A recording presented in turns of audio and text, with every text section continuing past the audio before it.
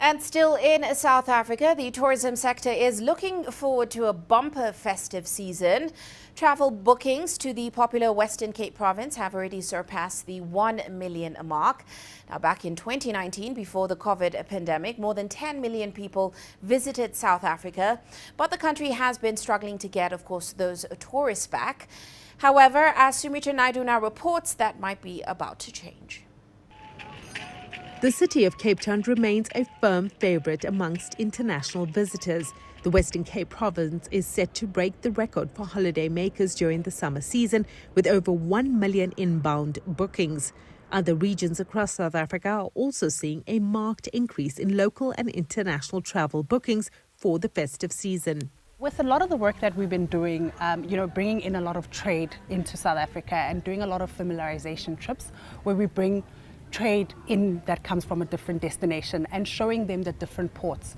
So when we do an itinerary, it's not just focused on Western Cape or Gauteng or KZN. We make sure that we add provinces that are lesser traveled. By the end of August this year, total tourist numbers to South Africa were up 63%.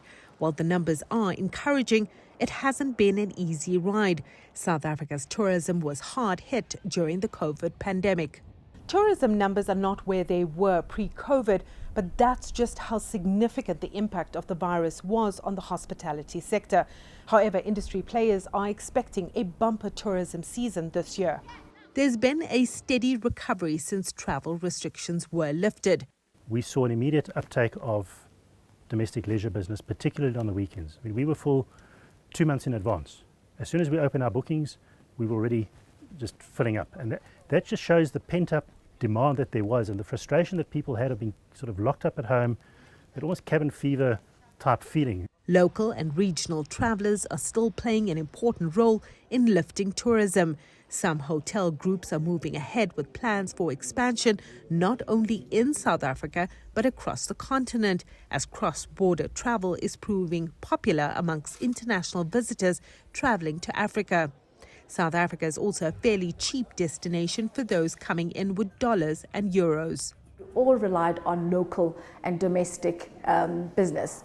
So moving on to post-COVID, we will maintain looking after that market, driving offers and promotions that they will come and experience. Our expansion leads to job creation in the areas, obviously open resorts and villas in quite remote areas of the world as well. Different island destination or something, we obviously have to staff those resorts. Then each resort normally has initiatives and CSI projects that also benefit the local communities.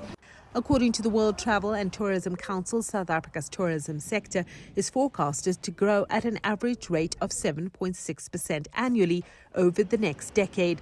African travellers continue to make up a large part of this growth in South Africa, with over 3 million arrivals from the continent recorded in the first 6 months of this year. Sumitra Naidu, CGTN, Magaliesburg, South Africa.